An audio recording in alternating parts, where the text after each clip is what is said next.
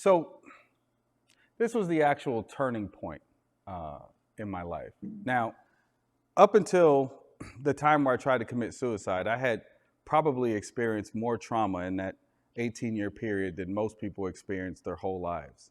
But I want you to help you understand something. When someone gets to that point where they want to take their own lives, it's because all they can see going forward, and especially me in that moment, all I could see going forward was more darkness. Like there's literally no ounce of hope.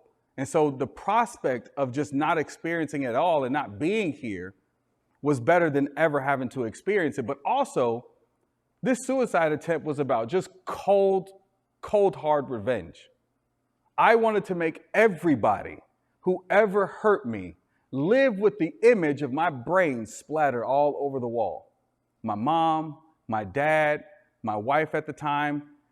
I wanted everybody, my grandmother who had just passed away, but instead of me just being sad about her passing away, I took it as another person leaving me. And so I wanted everybody to suffer.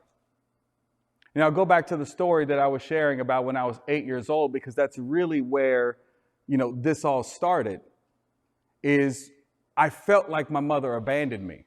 Now, in retrospect, I know different now, but in that moment for an 8-year-old, I felt like she abandoned me.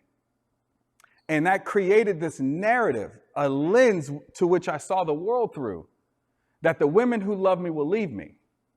So fast forward to being married for the first time to this woman, and we tried to get married at 17. I think we ended up getting married at 18.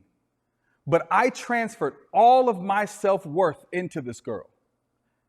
She couldn't do wrong. She couldn't operate out of the box that I created for her because I was trying so hard to stay emotionally safe. So when she started to operate outside of that box, I would get enraged.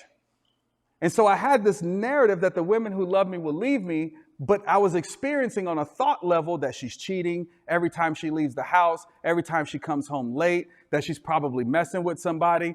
And that would create the emotions of rage and jealousy and fear, which would cause me to then just mess stuff up around the house. I would kick down doors and punch holes through walls. We never got our security deposits back, no matter where we lived.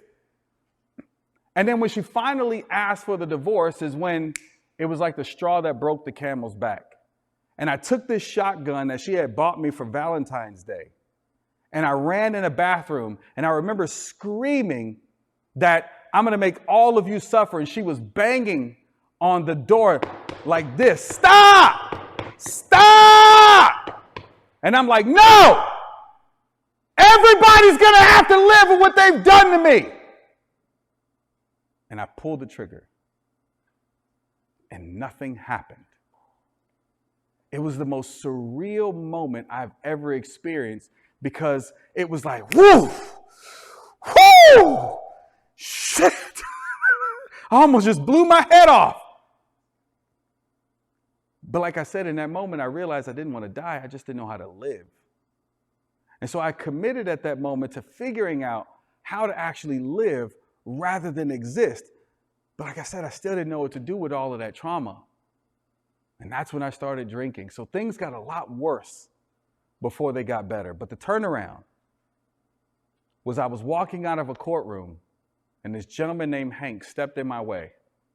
And he said, young man, you don't know me, but let me give you a ride home. And so come to find out that the older black men on base get together monthly or weekly and talk about the issues of the younger black men on base. And my name came up, and Hank drew the short straw of who's going to try to change the direction of this young man.